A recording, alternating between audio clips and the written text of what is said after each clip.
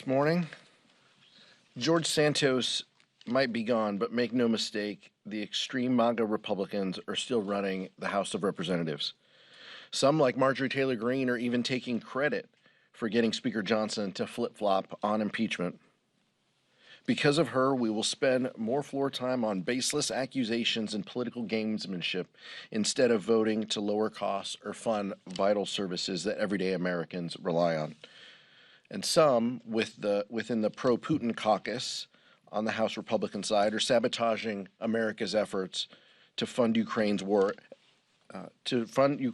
effort as it defends its country against Putin's illegal invasion. Democracy and American leadership are on the line, but these Republicans would rather weaken President Biden for short-term political gain than ensure that our nation remains the leader in the free world. As the economy continues to grow stronger, MAGA Republicans want to undermine that progress by slashing Social Security and Medicare, rewarding billionaires who cheat on their taxes, and ending clean energy jobs. With another government funding deadline looming in 6 weeks, the chaos that the American people have been subjected to isn't going to let up. After watching House Republicans drag our country to the brink of default, nearly shut down the government twice, and oust their own speaker, we've seen that this is just who Republicans are. They can't be trusted to lead. With that, I'll turn it over to Vice Chair Ted Lieu. Thank you, Chairman Aguilar. At the end of next week, Congress is scheduled to adjourn for a holiday recess. When we come back in January, we're going to be facing a government shutdown. So what are Republicans doing this week about that? Nothing. No appropriations bill scheduled for this week. No evidence that they're scheduling any appropriations bills for next week. Republicans seem to have just largely given up on passing appropriations bills, and then we're going to face a government shutdown. What are they focused on instead? Impeachment, with no evidence. The White House has provided over 35,000 pages of financial documents, over 2,000 pages of Treasury reports, 36 hours of testimony, and Republicans still cannot point to a single policy decision or action that Joe Biden has taken that has violated any law. And don't just trust me, just hear what they themselves have said. Republican Representative Mike McCall admitted, quote, "We don't have the evidence," end quote. Speaker Johnson reportedly told his own colleagues, quote, "There was insufficient evidence to initiate formal impeachment proceedings," end quote. And Republican Representative Dusty Johnson said, quote, "There is a constitutional legal test that you have to meet with evidence," end quote. And when it comes to impeachment, he has, quote, "not seen that evidence," end quote. Democrats are focused on people over politics, and we ask Republicans to do the same and help move the American family forward instead of baseless impeachment proceedings. Questions? Nick? The supplemental in the Senate looks like it's in some trouble this week. Was it a mistake to have put immigration and border policy on the table in the first place, since that seems to be the major hang-up in this?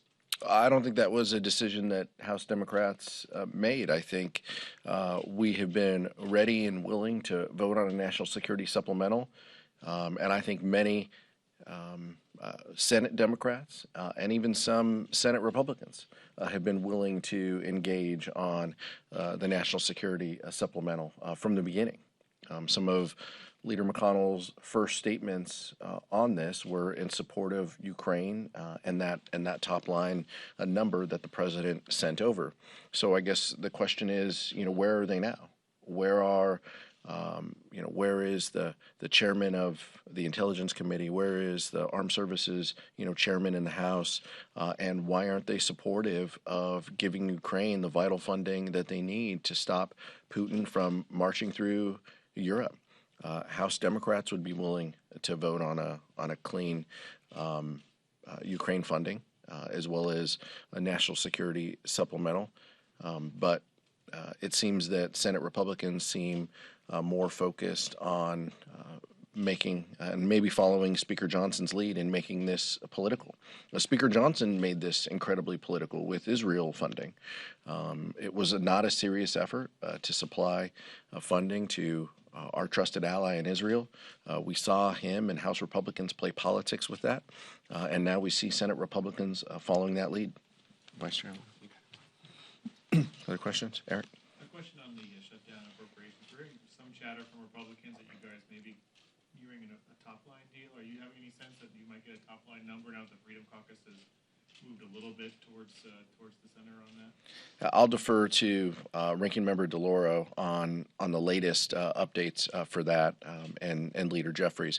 But this shouldn't be a surprise to anyone. I mean, we have a top-line number. It is law. It was the Fiscal Responsibility Act that was negotiated when Democrats came to the table and put up the votes to avoid a catastrophic default that would have crushed our economy. Democrats delivered those votes just like they delivered the votes on the continuing resolution in September to avoid hurting our economy. And Democrats continue to deliver the votes to help our economy.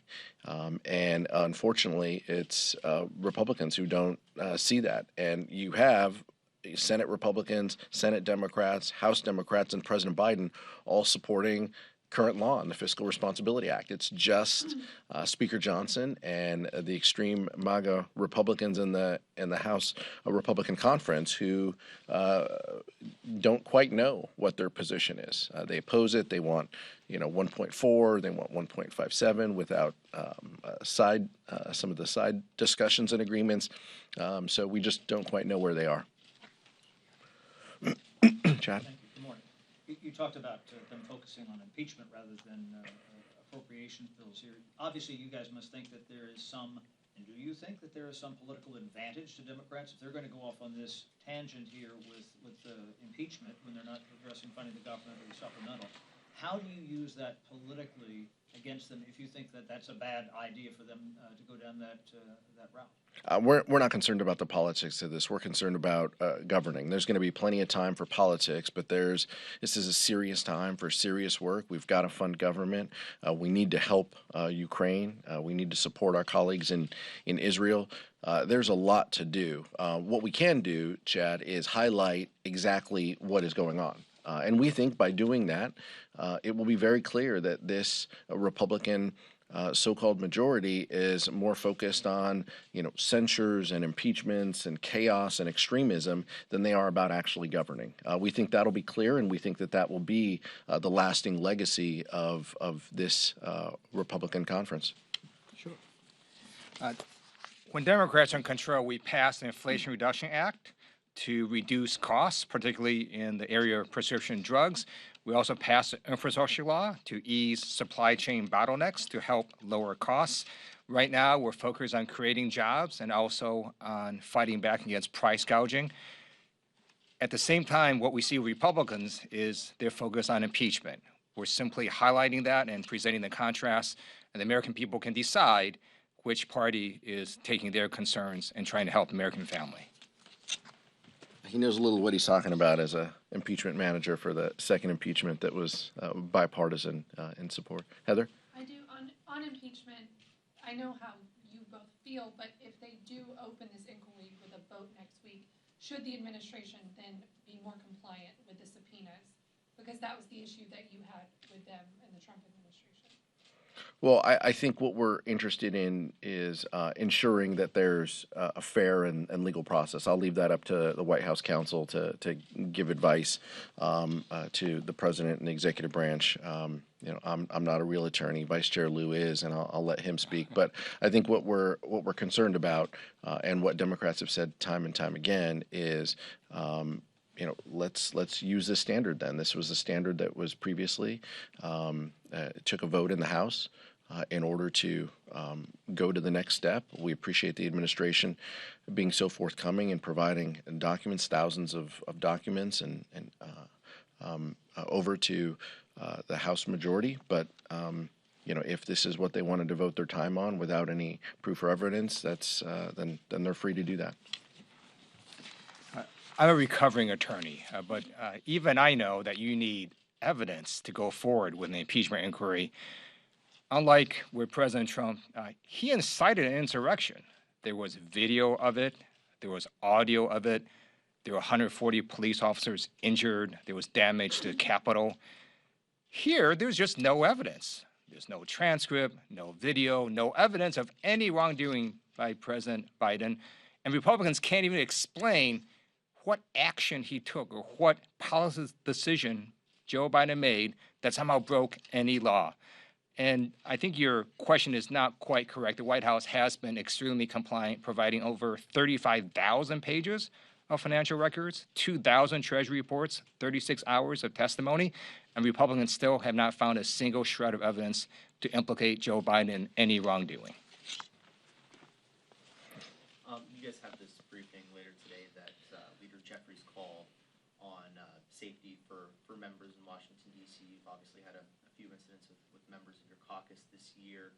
Do you guys need to see something from the D.C. government as far as cracking down on crime over the next few months? Obviously, you opposed the effort from Republicans to try to step in earlier this year when it comes to crime in D.C. Is there any concern there in what the D.C. government's doing? Two separate issues. We obviously have a role to play here in Congress, but we also kind of balance that with the respect of home rule and DC's ability to make decisions within the constructs of this governmental relationship that we have, where they receive funding and support from DC, from Congress. What you're talking about is member security balanced with First Amendment rights and rights of freedom of expression. But I want to be clear that we are taking this incredibly seriously. This is a House Democratic family discussion later this afternoon. I'm not going to get into those details. We hope that Capitol Police will provide ideas, resources, best practices, and tips that members can utilize. It is completely fair for individuals to protest our district offices, to write letters, make their viewpoints heard. I do not personally feel it's appropriate for personal residences to be protested. I think that crosses the line. Reaching out to family members and protesting personal residences, I think, is a dangerous precedent, and I hope it stops. Lisa. Obviously, a lot going on Ukraine and the border. I want to ask you what you think of the asylum and parole systems, because Republicans are making that sort of the centerpiece of their objections to Ukraine, and they're saying they think the asylum system in particular, but also parole, are essentially open doors to almost unregulated immigration. Do you think there need to be changes in those systems? Obviously, we know where Republicans want to go is not where you want to go, but what do you think of the systems in general? I think these are all, very fair conversations, and within the construct of comprehensive immigration reform, these should be natural opportunities for us to debate and discuss and have back and forth and some give and take, because clearly there is a worldwide discussion about migration. That is happening. We've seen this in parts of Europe. We've seen this throughout Latin America, Central America as well. This is not unique to our portion of the world in our hemisphere. And we want to make sure that people understand that there is a role, there should be a role for the world to discuss and give us ideas on this as well moving forward. But we view this as something that is a smaller piece of a bigger discussion about immigration reform, and that you need to have those discussions. You need to talk about ensuring that individuals with DACA status, have a path to citizenship. We have a bipartisan bill that we passed to do just that, Farm Worker Modernization Act, to make sure that our agriculture industry continues to thrive and do well and lead the world. We need the workers to do that work, and so that's going to be a part of the discussion, again, in a bipartisan way. We've seen bipartisan groups advocate for increased visa numbers for high-skilled visas. That should be part of the discussion as well. How we embrace and honor our heritage of being a country that is welcoming to immigrants. Vice Chair Lieu's relatives and mine coming to this country to create a life for their families. We need to be able to live up to that and to lift that up. That doesn't mean that we feel that it's perfect. We feel that there's room for improvement, and we want to be part of that discussion. But this can't happen in a silo, and this can't happen in exchange of do all of this and we'll unlock a national security priority. That's not how this discussion should progress, and it's unfortunate that that's where Senate Republicans have taken this.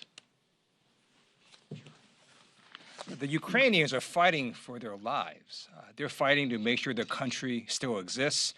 Is there any evidence that Putin is going to stop if he overruns Ukraine? No. Putin didn't stop after he invaded Georgia. He didn't stop after he invaded Crimea.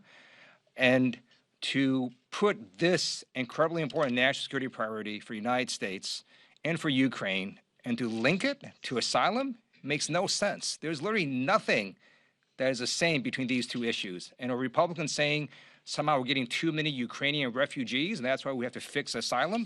No, these are completely unrelated issues. And as Chairman Aguilar said, we're happy to work on comprehensive immigration reform, but to link completely unrelated issues when Ukraine is fighting for its survival is a shameful act by the Republicans. Michael? Thank you, Mr. Chairman. The national security supplemental seems to be languishing in the Senate, but the White House has also put forward a domestic supplemental request that has some child care funding requests, broadband. How concerned are House Democrats that those issues are being sidelined that matter to the American people while the national security supplemental takes up all the oxygen in Congress? Well, we hope that there's a conversation for both of those, and I appreciate you bringing that up because back home in our districts, we hear often about the child care cliff, about the rising costs that families pay. Those are issues that are important to our communities, and those are things that we feel deserve the attention and to be part of this discussion.